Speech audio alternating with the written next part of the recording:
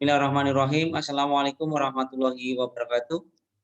Waalaikumsalam warahmatullahi wabarakatuh.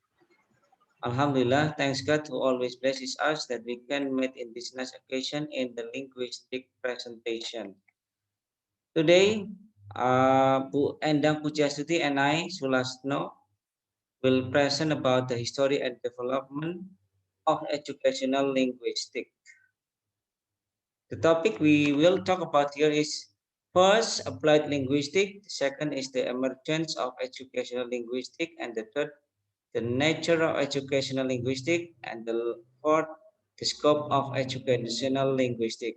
For the first time, I will give Bu Endang Pujiastuti chance to present the topic. So, yeah, thank you, Pak Sulasno. Well, Bapak Ibu, I will continue the next chapter, the next slide. Okay, educational linguistics.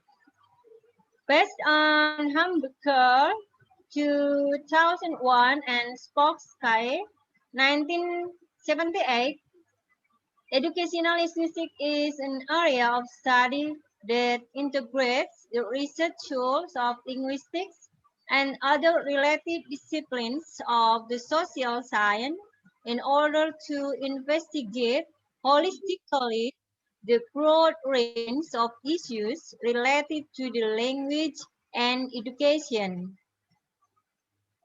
Based on Bernard Polsky, 1970, the history of educational linguistics is inextricably linked to applied linguistics, with which it continues to have a symbiotic relationship. At the same time, educational linguistics has developed a unique niche in its directed focus on language and education. Yeah, next. Well, applied linguistics. Okay, there are some of researchers here. First, based on Philipson, 1992, page 175. Applied linguistics is an articulated field of study itself, only about 60 years old. Although Philipson tries the concept of the work of 19th century, scholars such as Ramis, Rex, and John Bodin de Courtenay. Next, Kaplan, 1980. During a roundtable discussion on the scope of applied linguistics at the 1977 DEHOE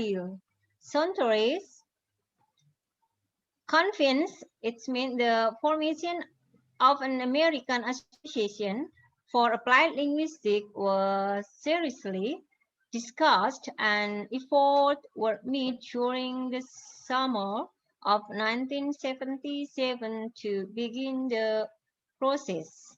The next, Buckingham and SK, 1980.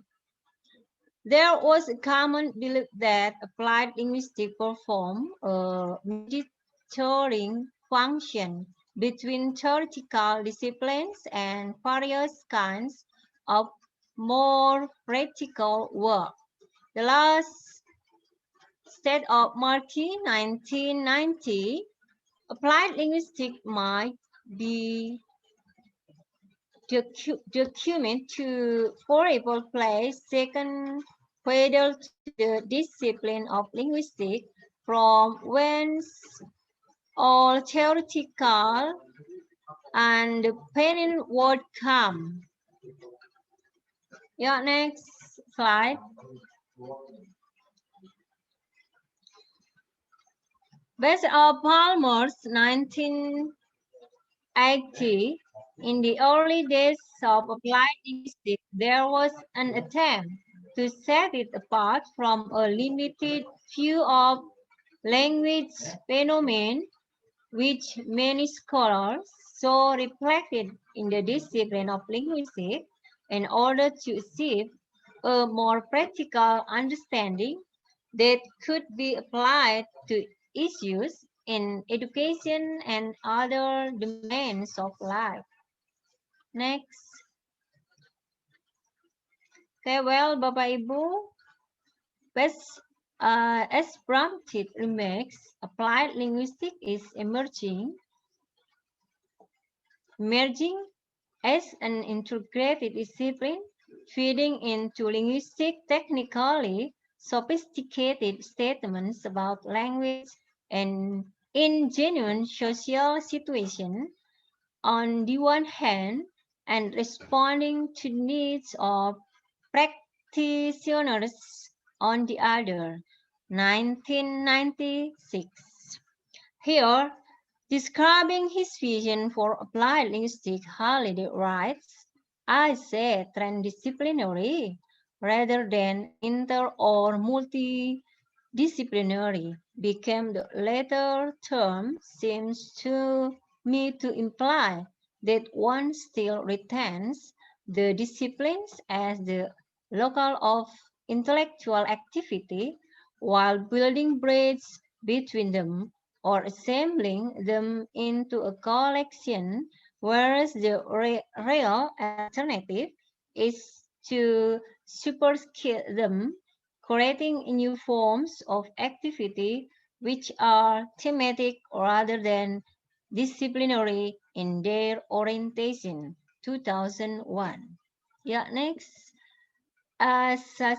Such remakes early formulation of applied linguistics in the 1950s include a wide range of topics such as linguistic geography, usage, teaching grammar and composition, the dictionary and literature, in addition to teaching English as a second language.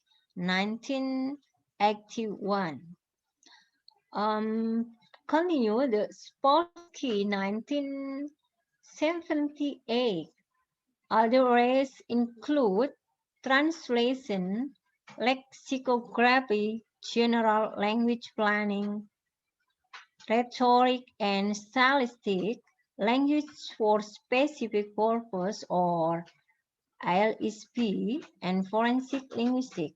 It is largely through historical and political circumstances that language and education, especially as it relates to English language teaching, (ELT), became prominent in applied linguistics. Yeah. Next. Okay. Next, the emergence of educational linguistics. Much of the debate, no doubt, stems from broader discussion about the nature of the discipline of linguistics and its relationship to applied linguistics, which was described earlier. Based on Spolsky 1978 said that explained at the very beginning of his monograph that his decision to put forth the term educational linguistics grew from his discomfort with the ambiguity of applied linguistics. This discomfort grew from the problems of nature and scope outlined earlier. He notes that the scope of applied linguistics as a whole encompasses a diverse array of research topics. Language and education is just one among many. Yeah, the next, based on Hornberger 2001, delimitates that major dimension that characteristic it. It represents a reclipscal integration of linguistics and education. It provides in-depth analytical insight into a broad scope of issues related to language and learning, and it is problem-oriented in its focus on specific ways in which theory, research, policy, and practice interrelated. It is the last dimension.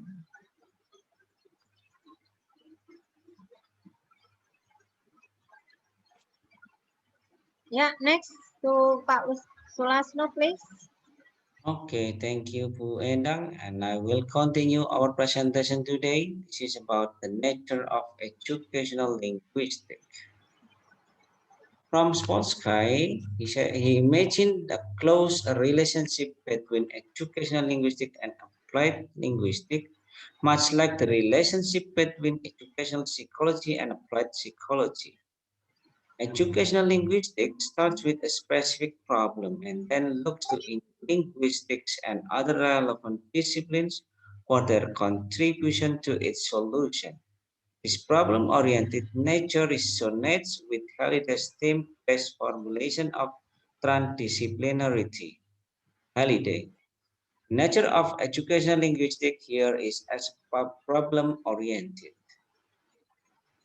And then, as Hornberger, it is the problem-oriented nature of educational linguistics that drives it. Educational linguists are concerned with the dynamic ways in which theory, research, policy, and practice interrelate, all work done under the rubric of educational linguistics. Then it focused on relationship, not on theory, research, policy, or practice in isolation. As Martin said, educational linguistics as a transdiscipline then serves to generate new understanding of theory and practice beyond what is possible from specific disciplines. The nature of educational linguistics as a transdisciplinary is very important for the individual researcher and the whole educational linguist.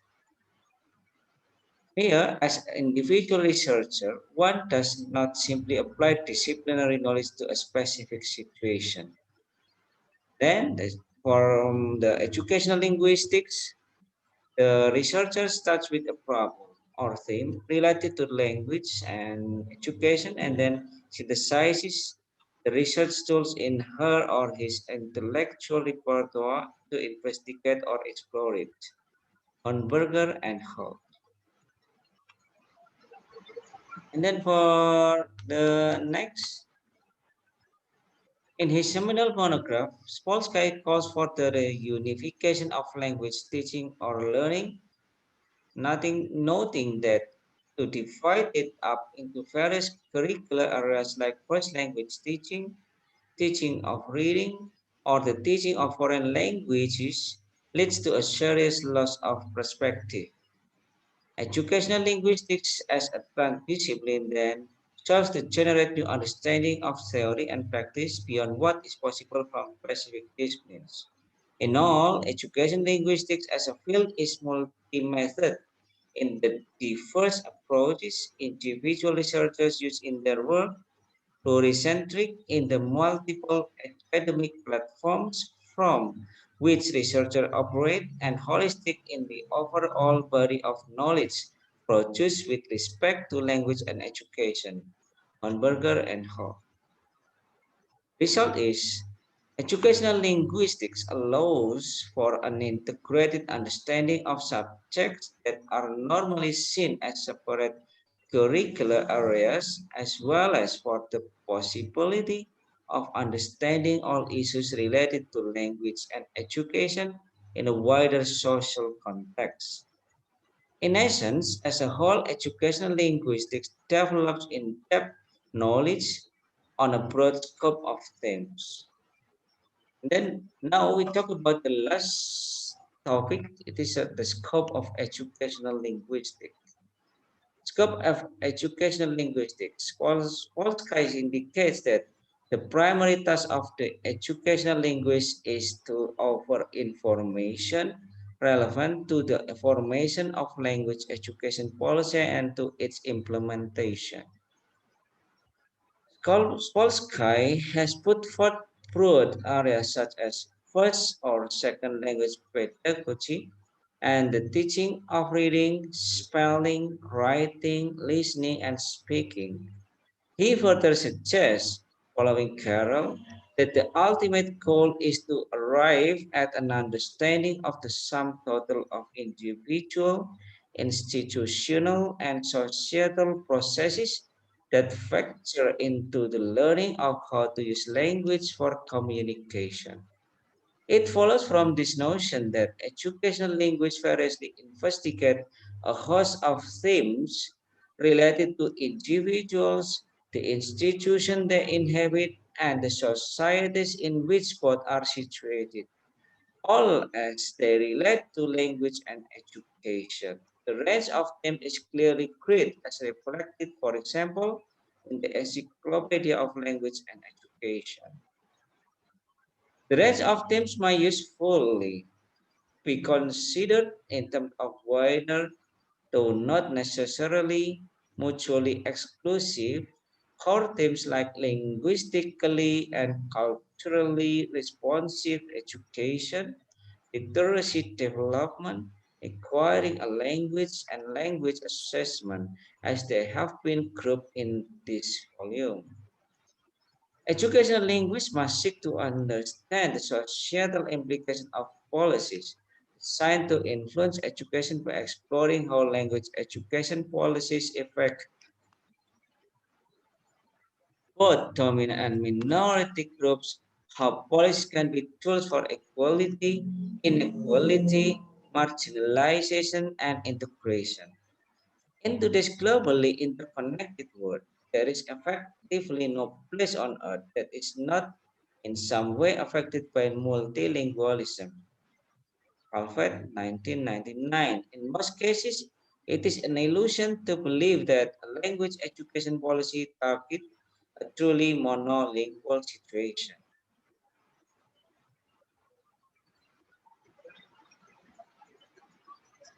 All of this is not to suggest that every educational linguist is a language policy researcher, nor that educational linguistics is subsumed by the field of language policy.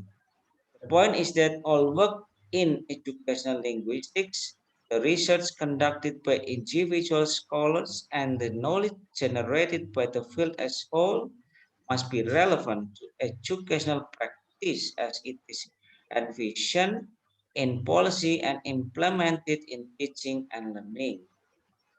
As the conclusion, with its root in the controversies of applied linguistics, educational linguistics has grown into a thriving field of inquiry focused on language and education.